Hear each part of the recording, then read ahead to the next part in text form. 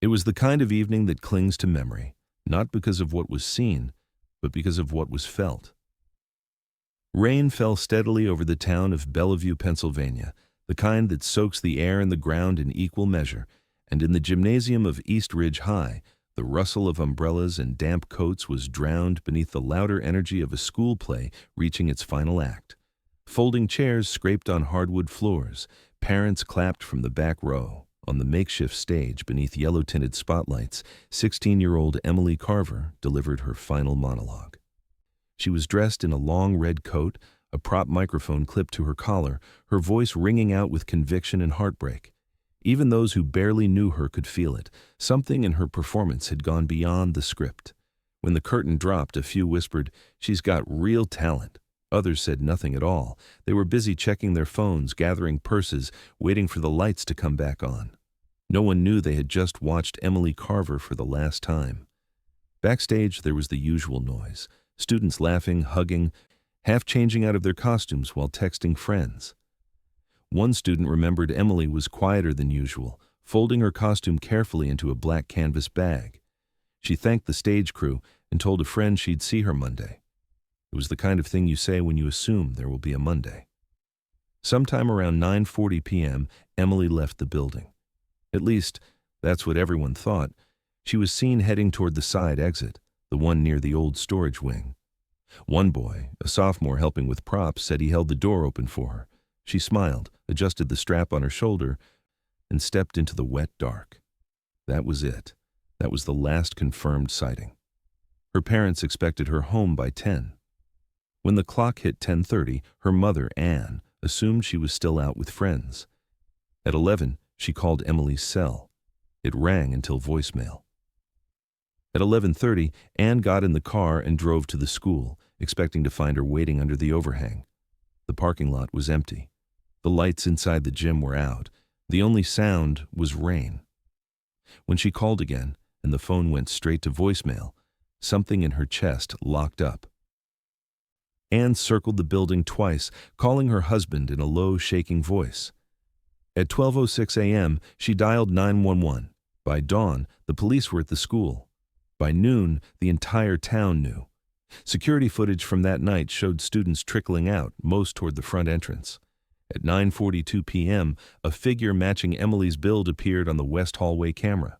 She walked alone, head down, carrying a large dark bag. As she reached the exit, the camera froze, then cut to black. A corrupted file, the district's IT department would later claim. The hallway recorder had experienced a temporary failure, but the timing didn't sit right with anyone. Not the officers, not the parents, not even the school principal, who ordered a full check of the camera system by that afternoon. No other cameras malfunctioned that night. Only the one that might have caught Emily walking into the night.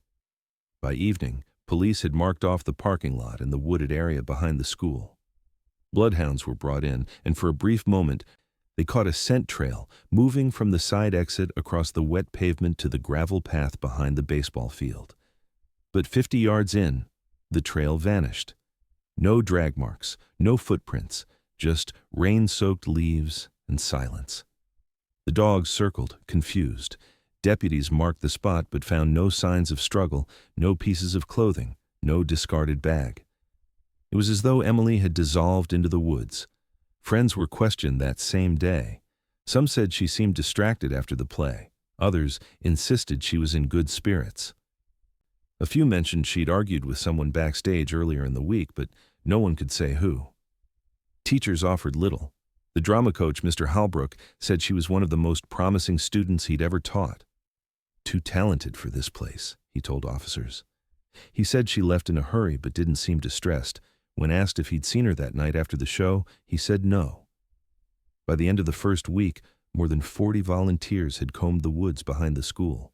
Drones were flown over the riverbanks. Canvases were held door to door in every direction within a 10-mile radius. But Emily Carver's name remained just that, a name, a photo on flyers posted outside gas stations and grocery stores. No clothing, no phone, no bag, no body, just a missing girl who disappeared in plain sight on a night surrounded by hundreds of people. It wasn't just a disappearance, it was an impossibility. A teenager vanished between the gym doors and the parking lot, with no trace, no noise, and no one seeing anything. It left the town shaken, but it did something else too. It left them watching each other.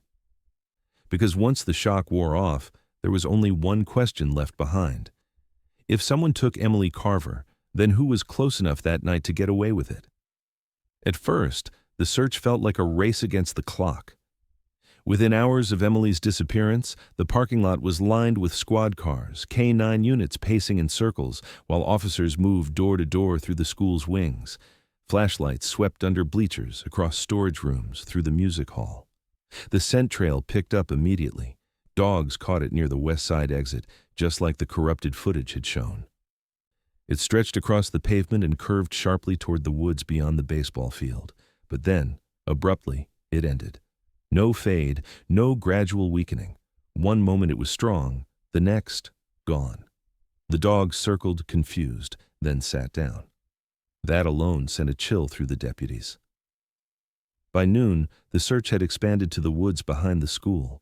Volunteers in orange vests trampled brush and knee-high weeds, shouting Emily's name. Some found nothing but old wrappers, pieces of forgotten sports equipment, and wet branches. Others found a ripped piece of fabric, black canvas, half buried in mud, but it turned out to be from a discarded gym bag. The rivers nearby were dragged twice. Helicopters circled for 2 days, scanning the farmland beyond the school's reach. At night, floodlights lit the trees. It became an image burned into the town's mind. Muffled voices through radios, boots sinking in wet earth, and that terrible, expectant silence in between calls. Meanwhile, inside the school, investigators began pulling tapes, schedules, and witness accounts. Every teacher was interviewed. Every student who stayed past 9:30 logged and tracked. But the stories didn't match. One student remembered Emily laughing backstage, hugging her friend Sarah after the curtain closed. Another swore she had been crying near the lockers just 20 minutes before she vanished. A junior said he overheard a heated argument between Emily and a male teacher near the prop room, though he couldn't remember who. And yet others claimed she left without saying goodbye at all, like she was in a rush, distracted. The drama teacher, Mr. Halbrook, remained calm during his interview. He praised her performance, said she was one of the few students who understood the emotional weight of the material. He denied arguing with her, said he never saw her after she left the green room. He kept eye contact. He smiled in places he shouldn't have, but there was nothing actionable, nothing definitive, no red flags, just contradictions. Police checked every exit door log.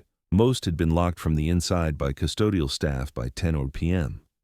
But one door, in the far end of the school's basement near the old mechanical storage area, was listed as unsecured for several hours that night. The basement hadn't been used in years, closed off since renovations in 2011. But the door was found unlocked. No fingerprints, no fresh shoe prints, just a narrow hallway leading into a dusty sublevel and an old boiler room lined with broken chairs and boxes of discarded costumes. Officers swept it twice, no trace of her. But the timing, between 9:30 and 11, she matched the window when Emily vanished. It added just enough weight to all the wrong thoughts. Outside of the official reports, the stories took on a darker shape. A freshman mentioned that one of the scripts from rehearsal week had weird red writing inside the margins. Another student said they thought they saw someone watching rehearsals from the top gym bleachers the day before the show, a man in dark clothes who didn't belong.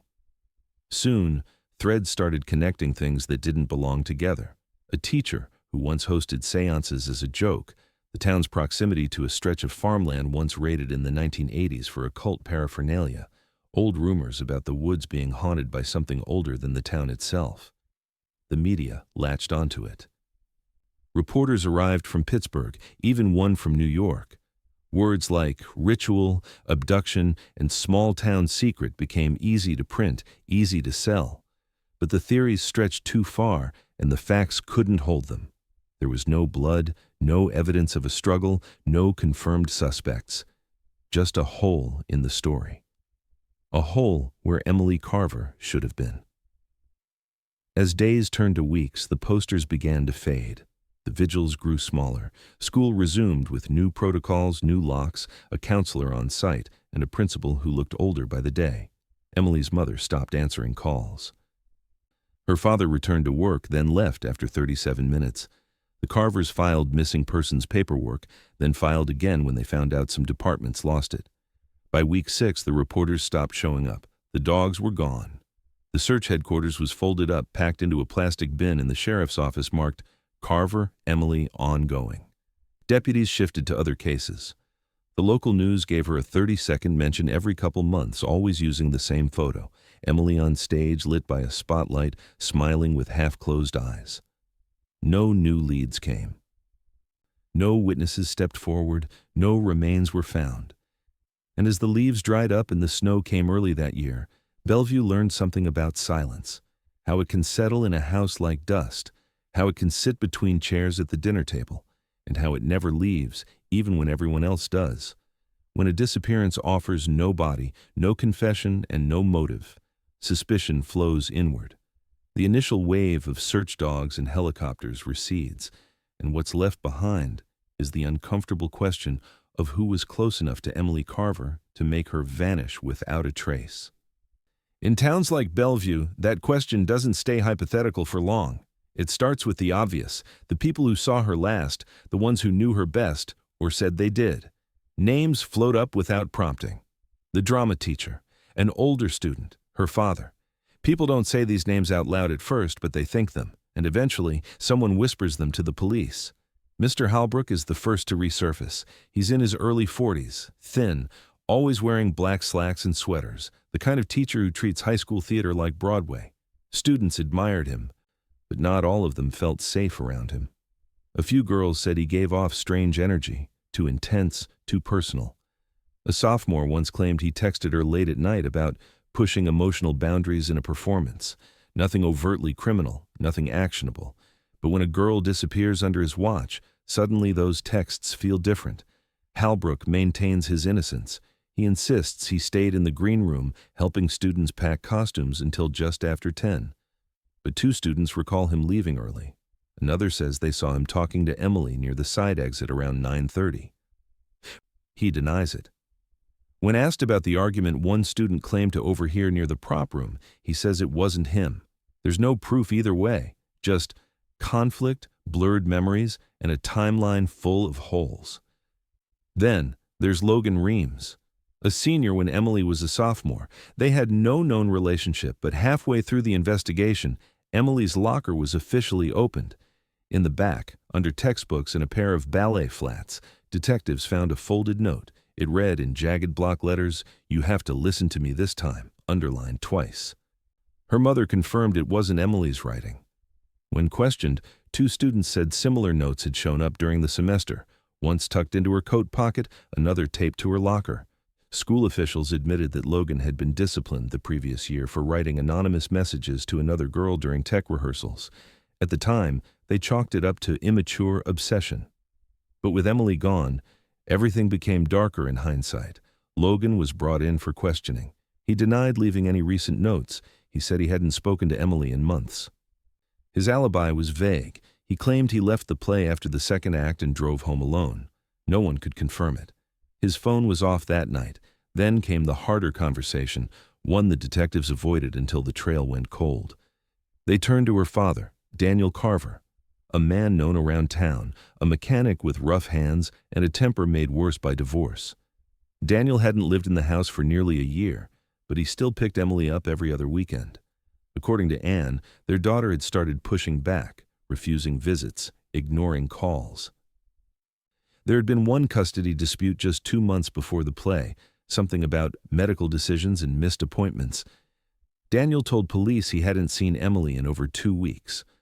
On the night of the play, he claimed he was home drinking, watching a game. No one could verify that either. When asked why he hadn't attended her performance, he said he didn't know she had one. Her mother said otherwise.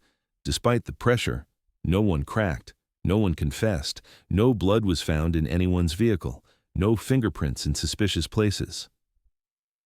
The most forensic investigators found was the strange discovery inside Emily's locker, her script from the play. At first glance, it looked like the copy handed out to all students, dog-eared, folded in places, notes scribbled in pencil. But when an officer flipped through the back pages, he found something else entirely. Along the margins were symbols, shapes, and unsettling annotations written in red ink.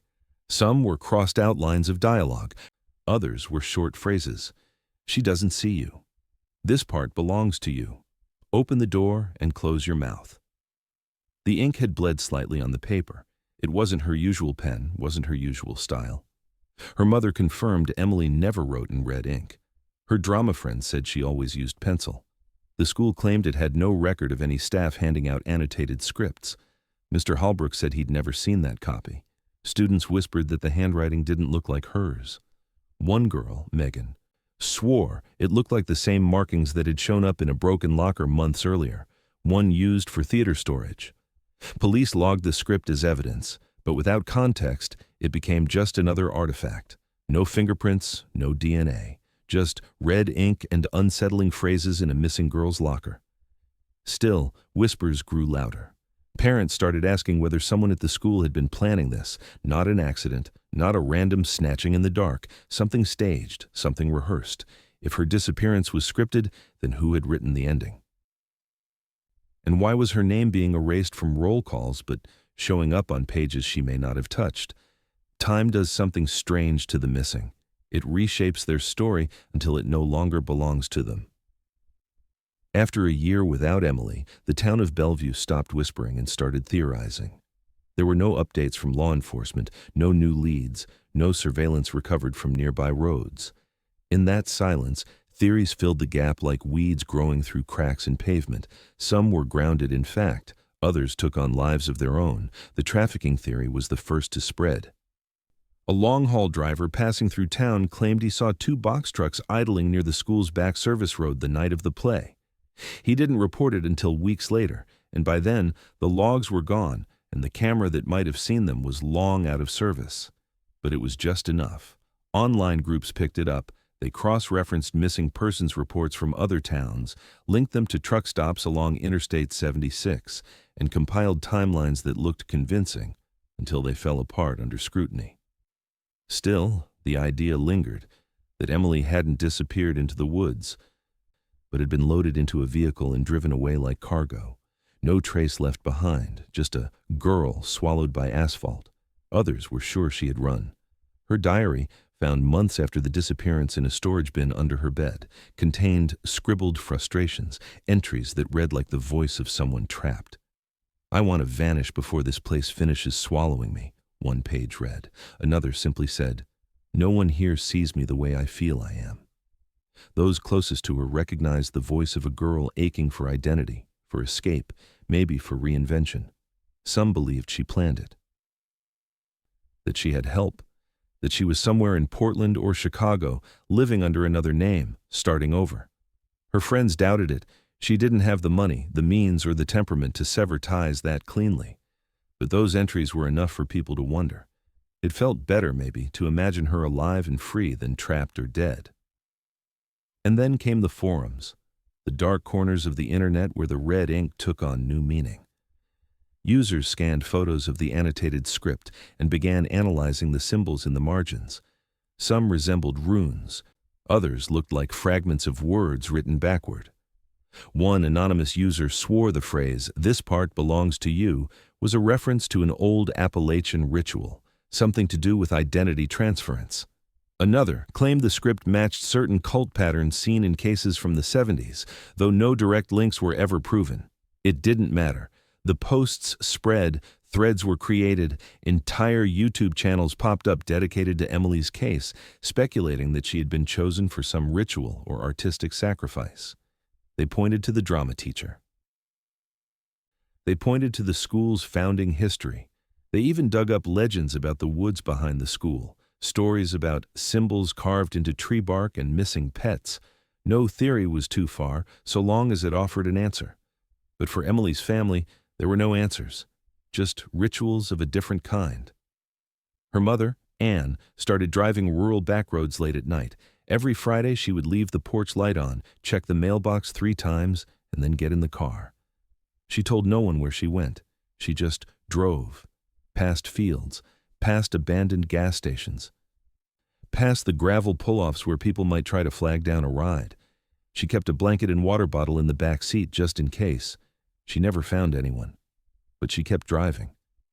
Her father moved away the second year, said he couldn't take the reminders. He left behind the tools in his garage, the pictures on the fridge, even the dog. Anne didn't blame him. People grieve differently, she said.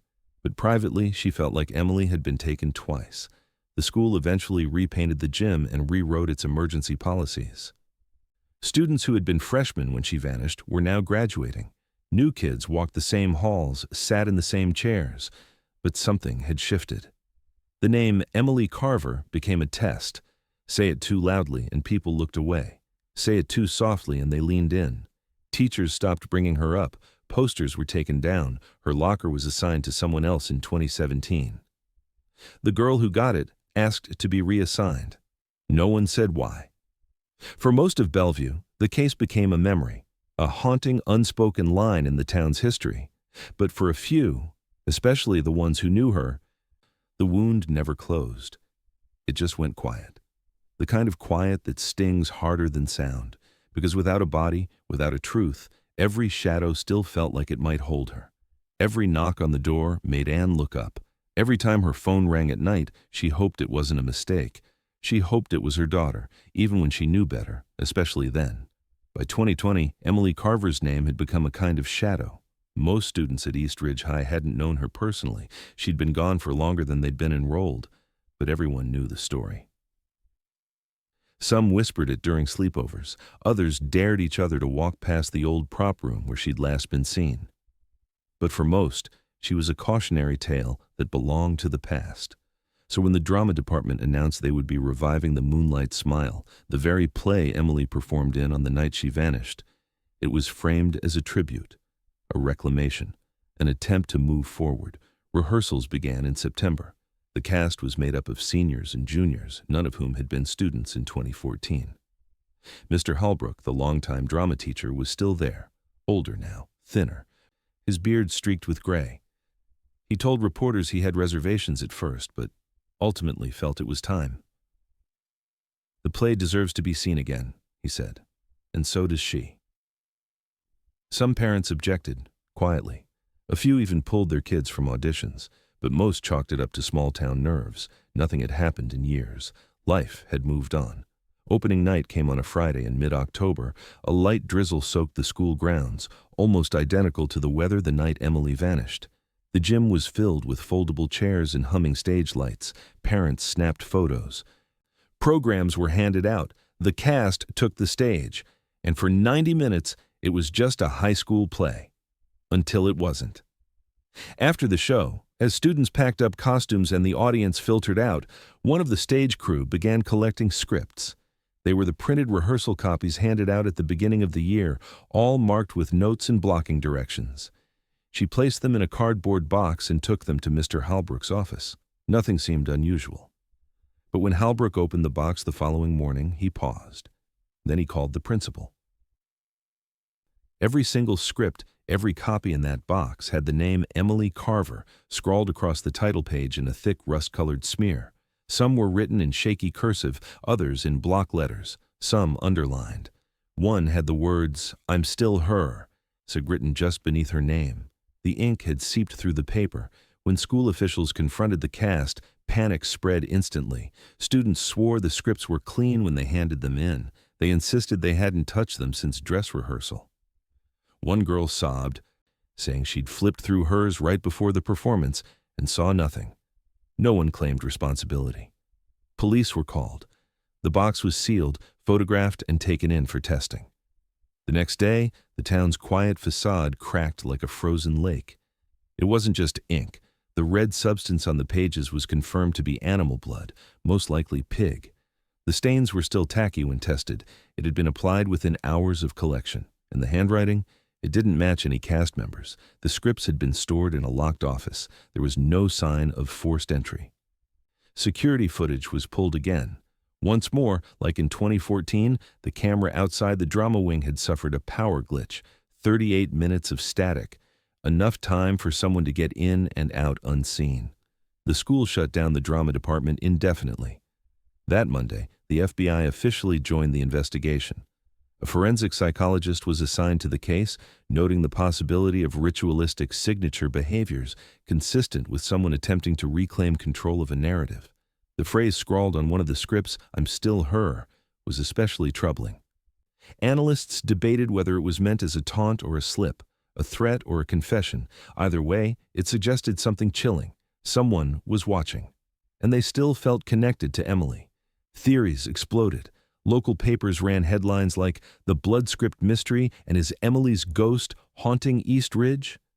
But underneath the sensationalism, there was fear. Real fear. For parents, it was a nightmare resurrected. For students, it blurred the line between urban legend and reality. Some believed it was a cruel prank by a former student. Others were convinced it was Emily's abductor announcing they had never left. A few whispered that Emily herself had returned. Anonymous tips flooded the police department. One claimed a figure had been seen near the school dumpster the night of the play. Another claimed to know who had supplied the animal blood. None were confirmed. The cast was re-interviewed. Parents demanded resignations. Mr. Holbrook took an indefinite leave. Rumors spread about him being questioned by federal agents, though no formal charges were filed. What began as a school play had become a national story. News vans returned to Bellevue. Interviews were requested. Old footage of Emily's final performance was rebroadcast. Her mother refused all interviews but released a single statement. "Whoever did this wants us to remember Emily in fear. I won't give them that."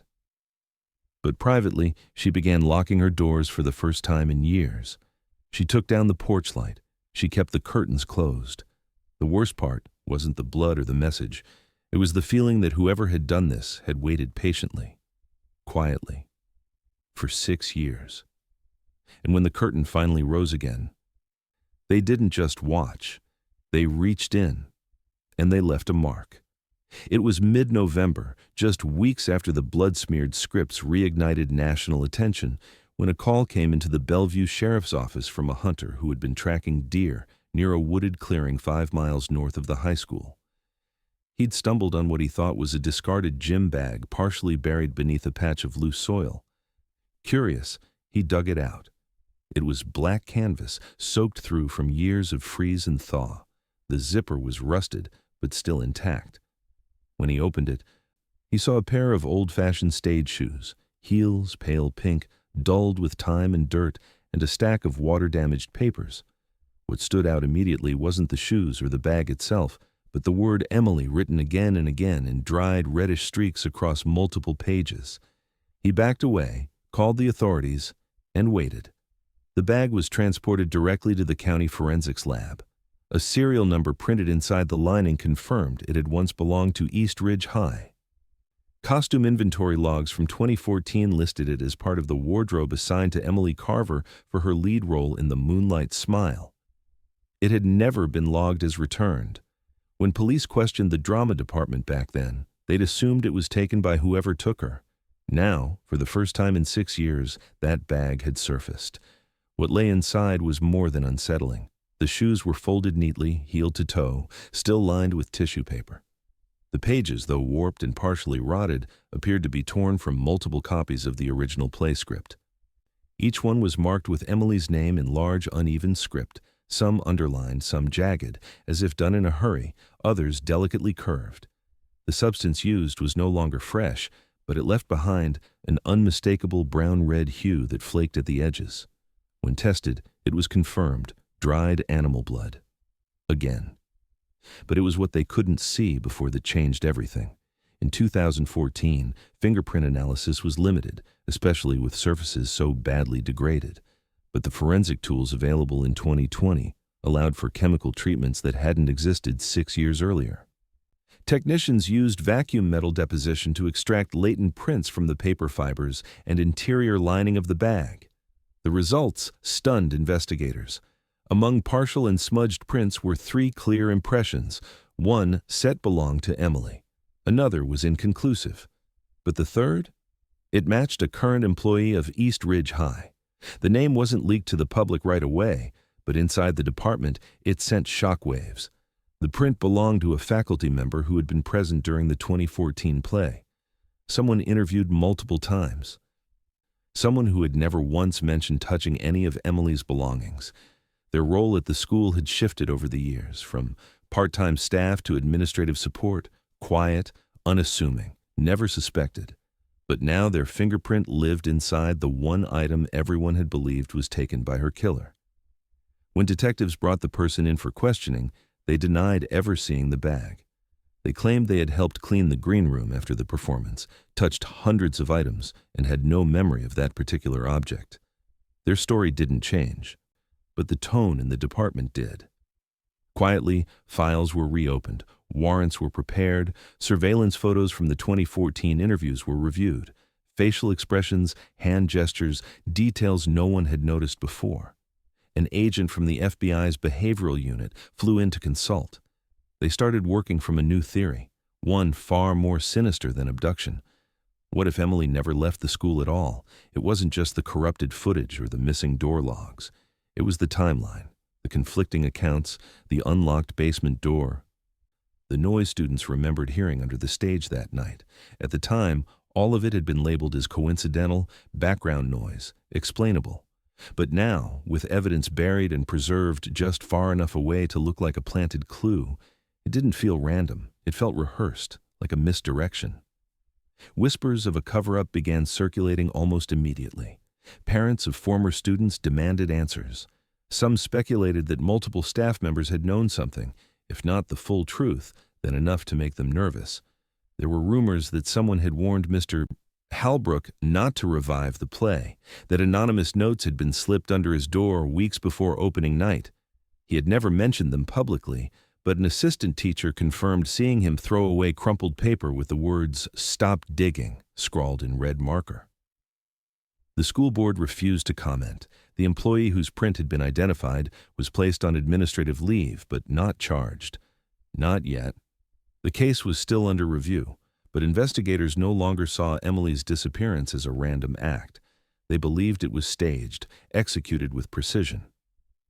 And above all, carefully concealed within the very building meant to protect her. The bag had surfaced, the prints had been found, the blood had returned. And now, after 6 years, the question was no longer who had taken Emily Carver, but how many people had helped keep her hidden. For years, Mr. Halbrook was the quiet constant in the background of East Ridge High's drama program.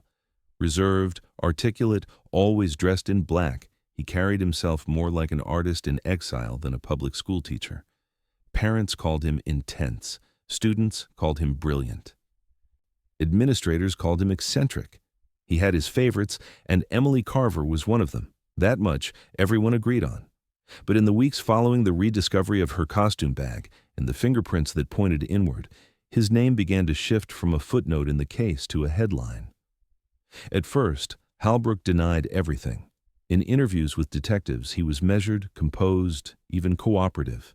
He claimed he never handled Emily's bag, didn't remember anything suspicious from the night of the play, and insisted that the blood-marked scripts were planted to smear him. "I'm being punished," he said once, "for not grieving publicly." But as investigators widened their scope, patterns began to emerge, quiet ones, the kind that had gone unnoticed for years. When a search warrant was issued for his on-campus office, a converted basement room beneath the stage, officers expected the usual: old playbills, scripts, costume sketches. Instead, what they found blurred the line between theater and something far darker. Tucked behind boxes of broken set pieces and sound equipment were 5 leather-bound journals. Each was filled with handwritten notes about past productions, cast members, behavior logs, but also something else: coded entries. Paragraphs labeled with student initials followed by strange phrases like "still too aware," "requires dissolving ego," or "shows early signs of fear." One page was devoted entirely to a single sentence repeated down the margin: "The perfect performance requires sacrifice." Officers turned over his desk drawers. They found torn script pages with passages crossed out in red ink. A box of old costume jewelry flecked with something dry and brown. Several rolls cast in his own handwriting over and over, always circling back to one name: Emily. At first, Halbrook dismissed it all as artistic method. "The theater," he explained, "is a place where reality must be deconstructed. These are thoughts, interpretations, nothing more. He denied any connection between the blood rituals and his journals. He said the quote about sacrifice was metaphorical, but the line between metaphor and motive was starting to dissolve. Former students were contacted, some declined to speak, others came forward hesitantly. One, now in her 20s, recalled being locked in the prop room after rehearsal for almost 40 minutes. Halbrook had framed it as a test of commitment. Another student said he was told to crawl under the stage in total darkness and remain silent for a full hour while the teacher waited outside. They'd always thought it was strange, but not criminal. Halbrook had a way of making it seem like part of the craft, like he was shaping them into something better. But now, with the blood-marked scripts, the hidden journals, and Emily's name resurfacing again and again, a darker portrait was forming, of a man obsessed with control, with story, and with the line between reality and performance. Investigators began to wonder if Emily had ever left the school that night, or if something had been rehearsed long before the curtain fell. Still, there was no direct evidence linking him to the disappearance. The fingerprints inside the bag weren't his. There was no DNA, no confession, no surveillance footage, just implication, just obsession. But when you looked at the chain of events, the missing bag, the resurfaced scripts, the cryptic journal entries, and the increasingly theatrical nature of the clues, another possibility emerged, that the events themselves had been staged, that the bloodied scripts, the planted costume bag, even the resurfacing of the play in 2020 weren't just parts of an investigation, they were part of a larger narrative, a performance carefully written, timed, and executed, with an audience in mind. The FBI profiler assigned to the case released a statement calling the behavior consistent with someone exhibiting ritualized control behaviors, possibly designed for legacy purposes. Translation: whoever orchestrated this wasn't just hiding guilt, they were crafting myth. They wanted to be remembered. They wanted the performance to outlive the girl it consumed. And that raised a haunting question. If this was a performance, then who was directing it? Was Halbrook the auteur, or just another player in a script written by someone else? He remained on unpaid leave, refusing further interviews. His attorney denied all allegations.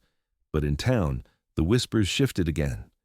Parents stopped enrolling their kids in drama. The backstage hallway remained locked, and beneath it all, one truth sank in deeper than any theory. Whatever happened to Emily Carver wasn't random.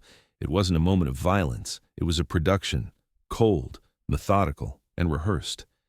The entrance was nothing more than a seam in the concrete, barely perceptible, tucked behind a rack of rusted lighting stands and shattered prop crates in the school's long-abandoned storage room.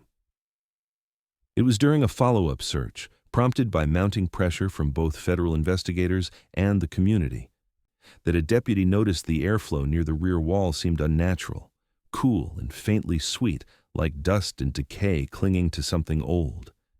He tapped the wall with his flashlight. It echoed, hollow. Within an hour, a crew had cleared the clutter and stripped back the surface. Behind the thin plaster facade was a narrow wooden door, unmarked, unhinged, and without a handle. Inside was a room no one had documented, no one remembered, and no one had searched back in 2014. The hidden chamber was small, maybe 15 feet across, with no windows and no ventilation. The walls were lined with rotting velvet curtains and dented mannequins dressed in half-disintegrated costumes. There were open trunks filled with wigs, torn tights, plastic crowns, props from a dozen forgotten school plays. But it wasn't the clutter that caught the room's attention. It was what covered the floor, scripts, dozens of them, all for the moonlight smile, pages torn from multiple copies, some scattered, others deliberately stacked. And on almost every title page, the name Emily Carver, written in dried blood. Some bore the same shaky cursive seen in the 2020 incident. Others were more deliberate, etched into the page with pressure that had bled through the paper and stained the pages beneath. Mixed among them was the original costume bag, confirmed by serial number, still containing the same pair of pink stage shoes. But this time, there was something else. A cracked bottle of stage makeup, a theater brush caked in brown residue, a handful of dried flower petals, wilted and long-browned, curled into the corners of the bag. Testing began immediately. The blood, unlike the earlier scripts, revealed something different this time. Most samples came back as animal blood, consistent with previous findings. But on several pages, and on the lining of the costume bag itself, human blood was detected. Partial DNA profiles were recovered. One was inconclusive. Another matched Emily Carver. It was the first forensic confirmation tying her to an enclosed space since the day she disappeared. What stunned investigators wasn't just the discovery, it was the implications. This room, with its makeshift ritual atmosphere and layers of deliberate stagecraft, hadn't just been a hiding place. It had been a set, carefully curated, hidden in plain sight, and somehow missed by search teams during the initial investigation. It hadn't existed in any building schematics. Custodians said they assumed the back wall was part of the old foundation. No one had reason to question it. But someone had known it was there, someone had used it, and someone had returned to it more than once. Among the props was a stool positioned in the room's center, beneath an old rigging hook. It was still dusted with fresh footprints, child-sized, consistent with the rubber soles issued in the school's costume department. Nearby, on the concrete floor, someone had drawn a circle in red grease paint. Inside it, faint initials had been etched and crossed out. Most were unrecognizable. But one was not. EC. The idea began to solidify in the minds of those investigating that Emily's disappearance had never been a spontaneous act of violence. It wasn't a kidnapping, a runaway, or a random encounter. It was a production, a grotesque ritual disguised as rehearsal. A final act carried out in a hidden theater no audience was ever meant to find. For the first time, detectives used the phrase premeditated staging in their internal memos. The FBI's behavioral unit sent a second profiler. Her report described the room as a psychologically curated space designed to blur the lines between identity and performance. She emphasized the detail, the curation of props, the sequencing of pages, the layering of human and animal blood, as indicative of a personality who saw performance not as expression, but as dominion, control. She added a chilling hypothesis that Emily's final hours may have been recorded or reenacted here again and again. Parents were not informed of the discovery immediately. The press was told only that new evidence had emerged, but students talked, staff leaked photos, word spread. Some claimed the room had been used years before for storage, back when the school had an overgrown arts budget. Others denied it existed at all. A few current students came forward and said they'd always been told never to go past the prop cage. Just old junk back there, they'd been told. But clearly, someone had kept a key, or better yet, someone had never needed one. The school closed the entire basement wing within days. But it was too late. The story had changed. The mystery of Emily Carver had transformed into something far worse than a disappearance. It was now a performance executed with clinical patience, and someone, possibly more than one person, had crafted it from within the very walls designed to protect her. If there was any comfort in the discovery, it was this. Emily had never left that night, but neither had the truth.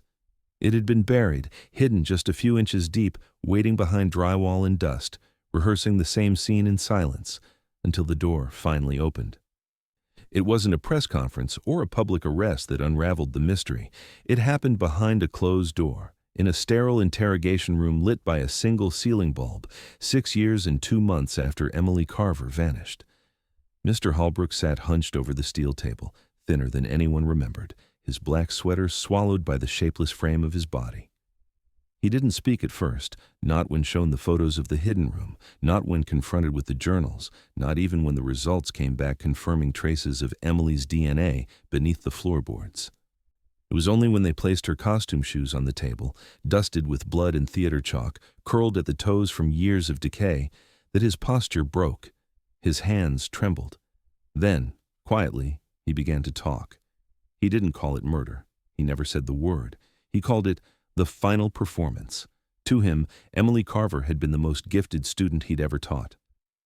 She wasn't pretending up there, he muttered. She became the role. She opened doors no one else could even see. He said he saw her potential early on, not just as an actress, but as a vessel, someone capable of channeling something greater, something pure. It began, he claimed, with rehearsals that pushed her limits, extended monologues in the dark, exercises that blurred sleep and performance, scripts rewritten in red to trigger emotional depth. He called it emotional excavation. He said she responded better than anyone. But then she changed. She pulled back. She started resisting. She told him she wanted out of the lead role 2 weeks before the play. She said it didn't feel like hers anymore. That's when he made a decision. If she wouldn't finish the story on stage, he would finish it beneath it. Halbrook described how he convinced Emily to meet him in the basement after the performance, to run one final scene alone. She followed. No one saw. The rest of the cast was cleaning up, the parents long gone. He led her to the storage room, past the prop racks, to the false door he had built years earlier. She hesitated. He told her it would be quick, just a final pass through the monologue. He told her, "This is your curtain call." Inside the hidden chamber, he had already prepared the space. The scripts were arranged. The stool was set. Animal blood, collected over months, had been poured onto pages. He handed her a version of the script with lines rewritten in smeared red. The rebirth, he called it, a role that only she could carry. But when she saw what he'd done, what he'd written, Emily froze. She tried to leave. He stopped her. He said she screamed once, then he grabbed her. The struggle, he claimed, didn't last long. He told himself it was necessary, that true transformation required pain, that the world would remember her this way, not as a high school girl from Bellevue, but as a symbol, eternal, preserved in the act of vanishing. He used a theater curtain to silence her. He waited until her body went still. Afterward, he cleaned what he could. He folded her shoes, placed them back in the bag. He covered her body in a layer of cloth and plywood and sealed it beneath the floorboards. Then he sat in the center of the room for hours, listening, rewriting, believing that in death she had become the story itself, not missing, not lost, just transformed. The blood-written scripts that reappeared in 2020, that, he said, was his encore. He had broken into the office after hours, applied the blood himself, copied the same phrases he had written 6 years earlier. It wasn't a taunt. It was an offering, a reminder that she had never left the stage, that her presence still echoed through the theater, through the students, through every script performed since. "I didn't kill her," he said once, almost to himself. "I cast her." Investigators listened in silence. The confession, disjointed, rambling, was recorded in full. There were no accomplices named, no cult, no wider conspiracy. Just one man, spiraling deeper into his own narrative. One that replaced reality with symbolism until the difference no longer mattered.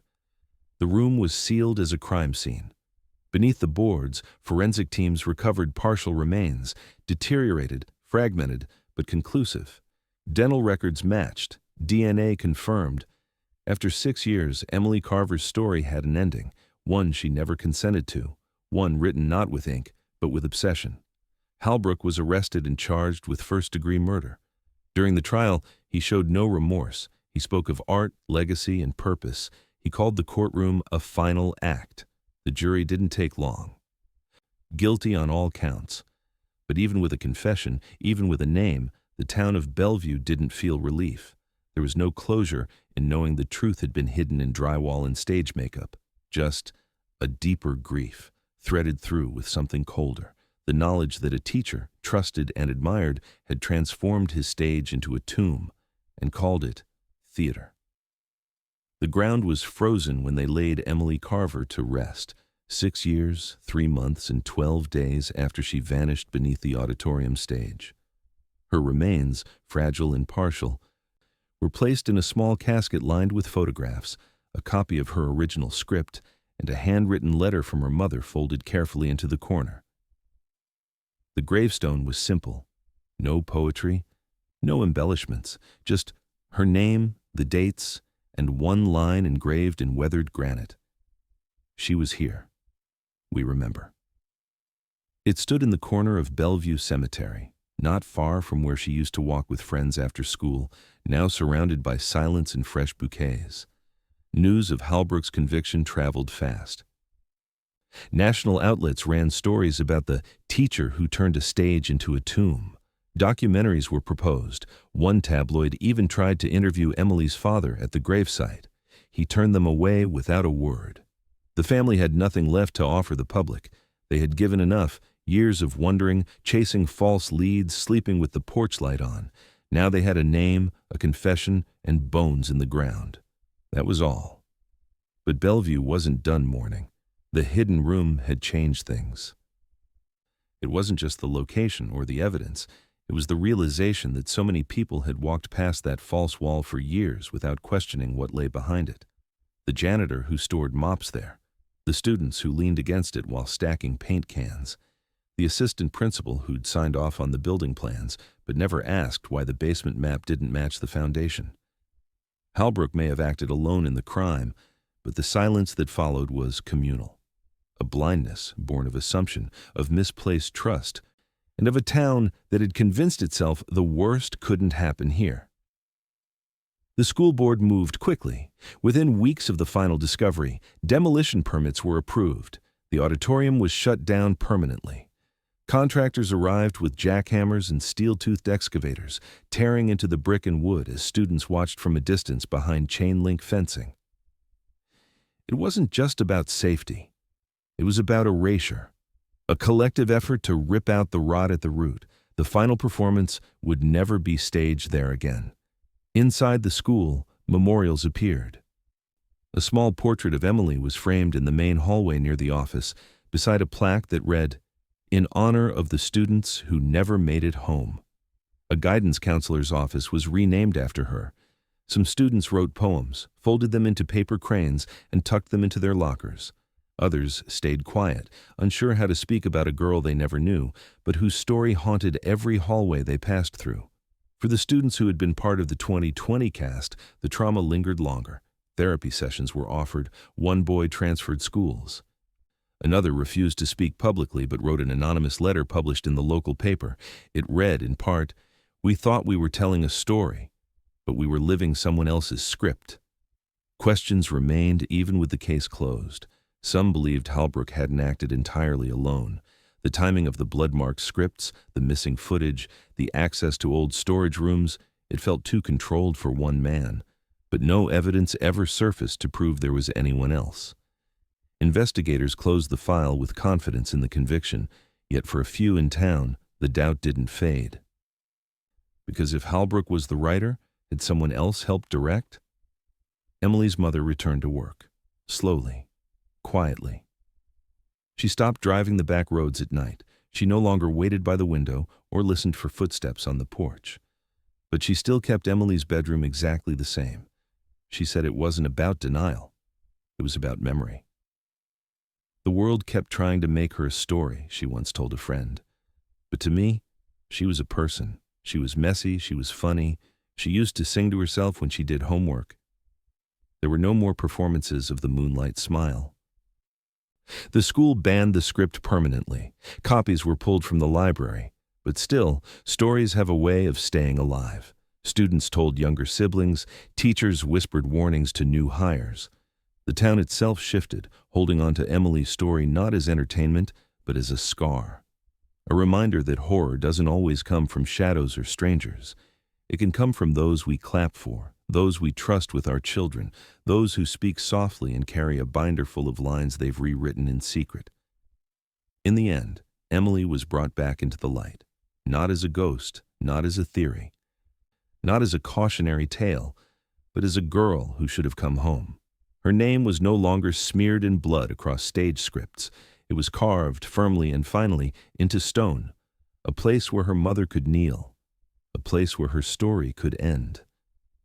But for Bellevue, the silence that followed was different this time. It wasn't the hush of confusion or fear. It was the sound that comes after the curtain falls, when the audience finally understands what it's just seen. And then, slowly, begins to leave their seats.